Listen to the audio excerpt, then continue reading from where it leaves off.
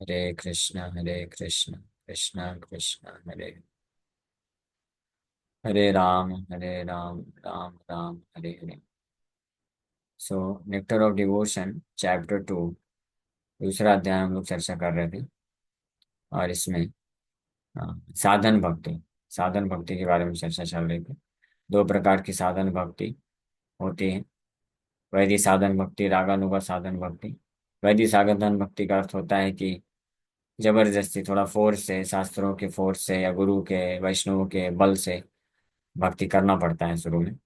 लेकिन धीरे धीरे फिर वो साधन, वैदिक साधन भक्ति, वो रागानुगा हो जाती है, यानी स्पॉन्टेनियस। फिर अपने आप उसको बोलना नहीं पड़ता है कि आप नाम जप करो, आप सुबह जल्दी उठो, प्रचार करो, बिना ये सब बोले वो करने लग जाता है।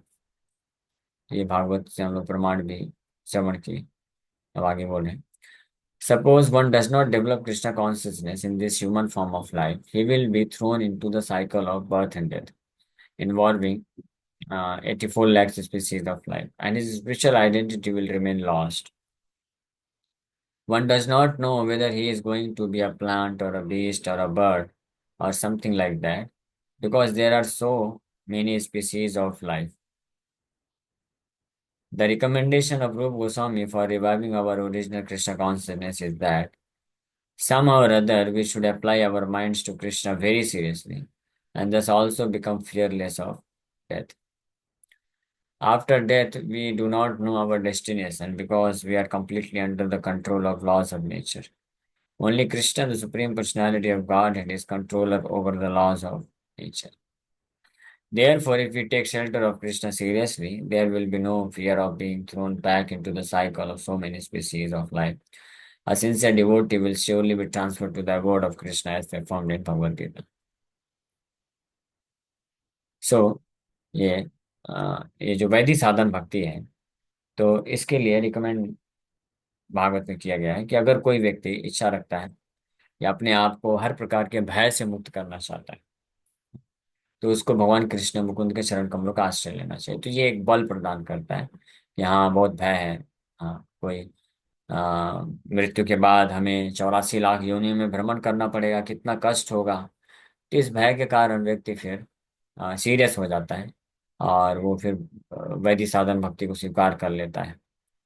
तो ये बिगिनिंग होती है, शुरुआत होती है, इसलिए ये भी जरूरी रहता है लोगों को।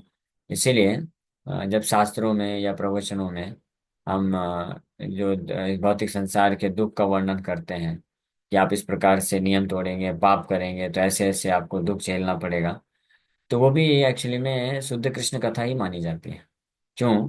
क्योंकि कई बार क्या होता है कि जो व्यक्ति आलसी हो जाते हैं, भक्ति करने में नहीं करना चाहते हैं, तो वो लोग को अगर डायरेक्ट जो कृष्ण के बारे में बताओ कि कृष्ण कितने सुंदर हैं, वृंदावन में इतनी अच्छी लीलाएं होती हैं, तो वो बस सुन के एक कान से और अच्छा अच्छा उस वक्त तो बहुत अच्छा बोलेंगे, तो एक मनोरंजन हो जाता है बस उनका। सीरियस नहीं लेते हैं। उनको सीरियसनेस से गंभीरता नहीं आती है कि हमें क्यों तीव्रता से कृष्ण का आश्रय लेना है। अपना फिर वापस से भौतिक कार्य में लग जाते हैं। उनको लगता है अच्छा जीवन है, भौतिक कार्य भी चल रहा है और बढ़िया यहाँ पे बढ़िया कृष्ण का कथा भी सुन रहे हैं। नहीं, कृष्ण, शुद्ध कृष्ण कथा का मतलब होता है कि सामने वाला व्यक्ति को झंझोर देना चाहिए। हाँ, उसका, उसको ऐसा थोड़ा सा कथा अगर कोई सुने तो उसको थोड़ा सा झटका लगना चाहिए, अरे ये क्या बोल दिए। अगर ऐसा नहीं लग रहा है तो इसका मतलब वो कथा जो है फालतू, कोई काम की नहीं है। वो बस मनोरंजन हो गई और गया, आए गए गए।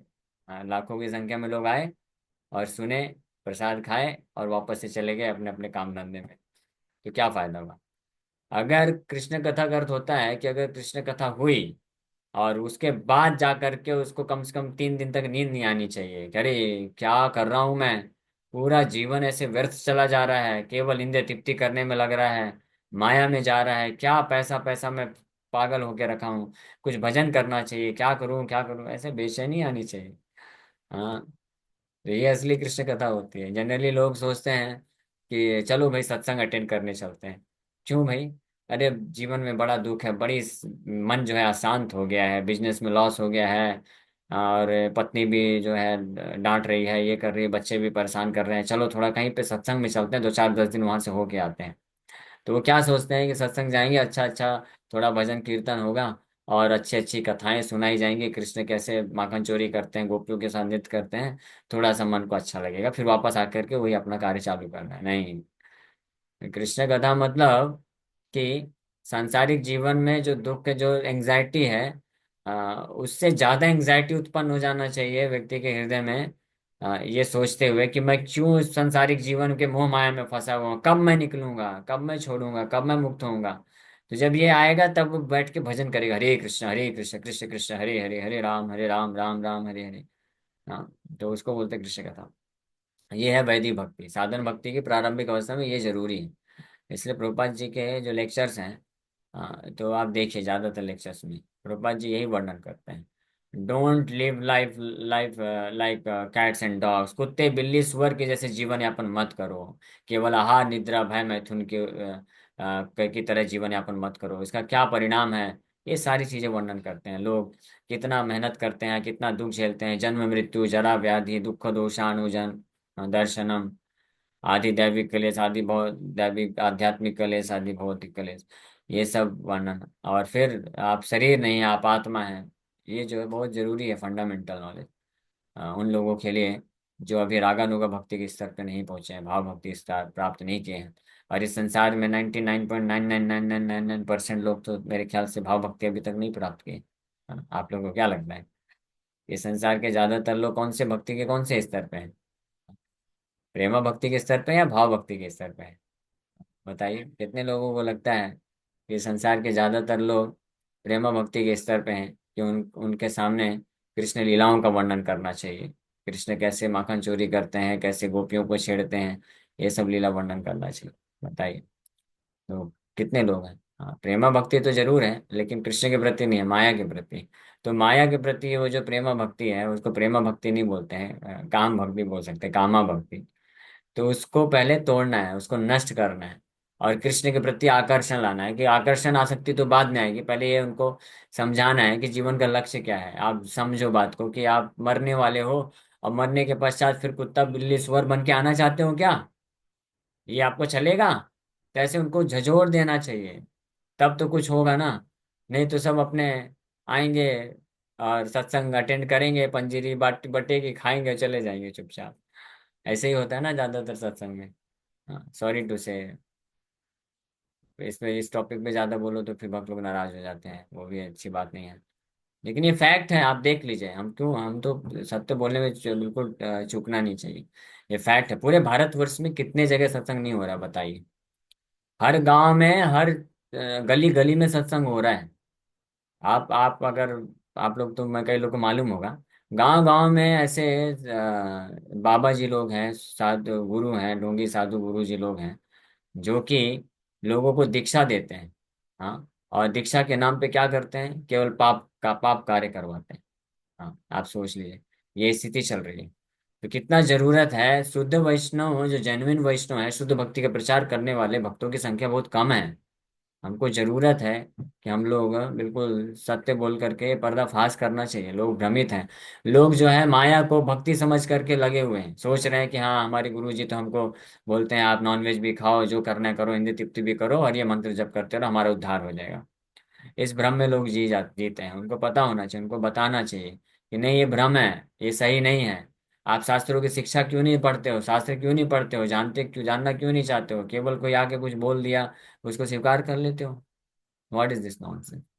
तो ये सब चल रहा है। लेकिन ये जो जेन्युइन साधु होंगे ना, जो असली साधु होंगे ना, कभी इस प्रकार की बातें नहीं करेंगे। कि वो जेन्युइन साधु, असली साधु के लक्षण होते हैं, वो फोर्स करेंगे, बल बल लगाएंगे। इसको बोलते हैं वैदी वैदी भक्ति। कि आप इस संसार में दुखी हैं, और अपने आप को और दुखी क्यों बनाना चाहते हैं? अगर आप जिस प्रकार से जो जीवन यापन आप लोग कर रहे हैं, तो उस प्रकार से अगर जीवन यापन करेंगे तो फिर आपको नरक जाना पड़ेगा, कुत्ता बिल्ली बनना पड़ेगा। तो ये असली साधु को ये सब खुलासा करना चाहिए, बताना चाहिए कि क्या आहार निद्रा भय मैथुनम च सामान्य में तत् पशु भी नाम, कि पशु में और मनुष्य में कोई अंतर नहीं रह जाएगा अगर आप केवल ये चार चीजों के लिए कार्य करते हैं। आहार निद्रा भय मैथुन, चार चीजों के लिए बस कार्य करते हैं तो। और इसलिए जब अंतर नहीं रह जाएगा तो जैसे ही आप शरीर छोड़ेंगे तो वही पशु बनने वाले हैं आप। और जब पशु बनेंगे तो फिर देख लीजिए, हिसाब किताब लगा लीजिए, 84 लाख योनियों तक आपको भ्रमण करते करते फिर मनुष्य बनने के लिए कितने पापड़ बेलने पड़ेंगे, कितना दुख झेलना पड़ेगा। तो क्या आप तैयार हैं ये सब करने के लिए? तब उसको थोड़ा सा होश ठिकाने में आएगा, नहीं नहीं भाई इतना रिस्क नहीं लेना, इतना भयानक रिस्क नहीं लेना है। कुछ बस कुछ 20 25 30 40 साल के इस क्षणिक भौतिक सुख को प्राप्त करने के लिए हम इतना बड़ा डेंजर नहीं लेंगे, रिस्क नहीं लेंगे। तो फिर ऐसे लोग, फिर इनमें से जो सिंसियर होते हैं ना, वो लोग फिर सीरियस हो जाते हैं, फिर तुरंत बोलते हैं हाँ बताइए बताइए क्या करना है हमको, हम करेंगे। हाँ तो 4 नियम पालन करना चालू कर दो, 16 माला जप करना चालू कर दो, भक्तों का संग करो और सेवा करना चालू करो, तो फिर वो करेगा सीरियस होकर के, और ट्रांसफॉर्मेशन आएगा। तो इसको बोलते हैं वैदिक साधन भक्ति। यहाँ से वैदिक साधन भक्ति चालू होती है। हाँ। हाँ तो ये डराने के उद्देश्य से नहीं बताया जाता है, लोगों को सत्य के प्रति अवगत करा करके उनको जो वास्तविक भक्ति का मार्ग है उसमें लाने का प्रयास किया जाता है, इसलिए वर्णन करना भी जरूरी है ना। इसको भी शुद्ध कृष्ण कथा बोलते हैं, क्योंकि कृष्ण बोले हैं ना गीता में, दुखालयम अशाश्वतम। भगवान कृष्ण बोलते हैं गीता में, ये जगत बहुत दुखालयम अशाश्वतम है, काम क्रोध तथा लोभस। भगवान गीता में बोलते हैं काम क्रोध लोभ के चक्कर में फंसेगा तो नरक में जाएगा। इसी प्रकार से भागवत में 10वें स्कंध में कृष्ण की लीलाएं आती हैं। पहले 9 स्कंध में क्या है, 9 स्कंध में यही चीज बताया गया है, कृष्ण तत्वों का वर्णन किया गया है। भौतिक जगत कैसे दुखालय है, ये दुखों से भरा हुआ है, इसका वर्णन किया गया है। कैसे एक जीवात्मा जो है देहात बुद्धि में रहने के कारण इस संसार में भ्रमित हो जाता है और माया सुख के पीछे पागल होते होते कई कई जन्म ऐसे निकाल देता है। ये सब वर्णन जरूरी है, ये सब बताना जरूरी है। ये सब भागवत में पहले स्कंद से लेकर के 9वें स्कंद तक इसका विस्तार से चर्चा किया गया है। उसके बाद 9वें प्रभुपाद जी लिखते हैं भागवत के इंट्रोडक्शन में कि जो 9वें स्कंद तक अच्छे से ध्यान से भागवत को पढ़ेगा समझ जाएगा, he will become God realise soul. वो भगवत साक्षात्कार प्राप्त कर लेगा। और जब गॉड रियलाइज्ड हो जाएगा, तो गॉड रियलाइज मतलब सेल्फ रियलाइज भी, आत्म साक्षात्कार भी हो जाएगा और भगवान का साक्षात्कार भी हो जाएगा। तो समझ जाएगा क्लियर कट सिद्धांत तत्व तो पता चल जाएगा। उसके बाद जब 10वें स्कंद में पहुंचेगा, तब वो वास्तविक रूप में तत्व को जानने के कारण तब वास्तविक रूप में कृष्ण कथा कृष्ण लीला का श्रवण करने के योग्य होगा। कृष्ण लीलाओं को तब वो वास्तविक रूप में सुन करके कृष्ण के प्रति पूर्ण आसक्ति को और प्रेम को विकसित कर सकता है। अन्यथा बस एक मनोरंजन रह जाएगा, मनोरंजन करेगा, सुनेगा, पंजीरी खाएगा और चला जाएगा अपने घर, और वापस से वही भौतिक कार्य में लगा रह जाएगा, ट्रांसफॉर्मेशन नहीं आएगा, है ना। इसलिए इसलिए हमारे आचार्यों ने ये जो साधन भक्ति दिया ये बहुत वैज्ञानिक है। तो साधन भक्ति का जो प्रारंभिक स्टेज है, जिसको बोलते हैं वैदिक साधन भक्ति। वैदिक साधन भक्ति मतलब उन लोगों को जो नियम कानून है उसके बारे में अवगत कराया जाए, बताया जाए और उनको पालन करने के लिए प्रेरित किया जाए। और फिर जब रागानुगा साधन भक्ति की स्टेज में पहुंचेंगे तो इन्हीं कार्यों को, नियम कानून को वो नेचुरली स्वाभाविक रूप से पालन करेंगे। हृदय जब शुद्ध हो जाएगा तो फिर भाव भक्ति प्रेम भक्ति के स्तर पे फिर अपने आप ही वो कृष्ण का नाम रूप गुण लीला का चिंतन कर सकेंगे, साथ में पढ़ करके उसको आस्वादन कर सकेंगे। ठीक। ओके, हम लोग यहीं पे विराम करते हैं। कल आगे और हम लोग चर्चा करेंगे इसके बारे में। हरे कृष्ण। यस वर्तिका माता जी। हरे कृष्णा प्रभु जी, दंडवत। प्रभु जी, ये रागानुगा जो भक्ति है, इसके स्टेज में भक्त की क्या स्थिति होती है?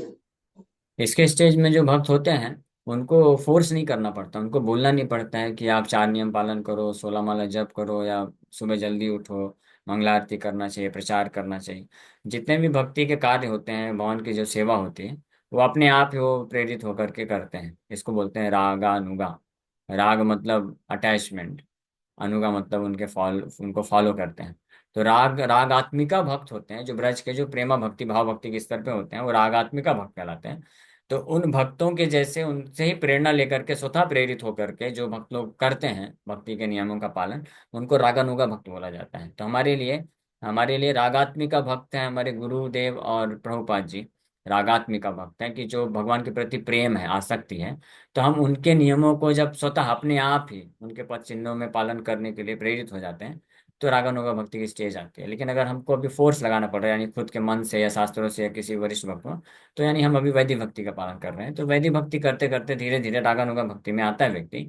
फिर रागानुगा भक्ति जब करता रहता है पूरा लाइफ टाइम तक, तो हृदय शुद्ध हो जाता है, कृष्ण के प्रति जब आसक्ति भाव आता है तब प्रेमा भक्ति के स्तर तक पहुंचता है। ओके। यस योगेश को।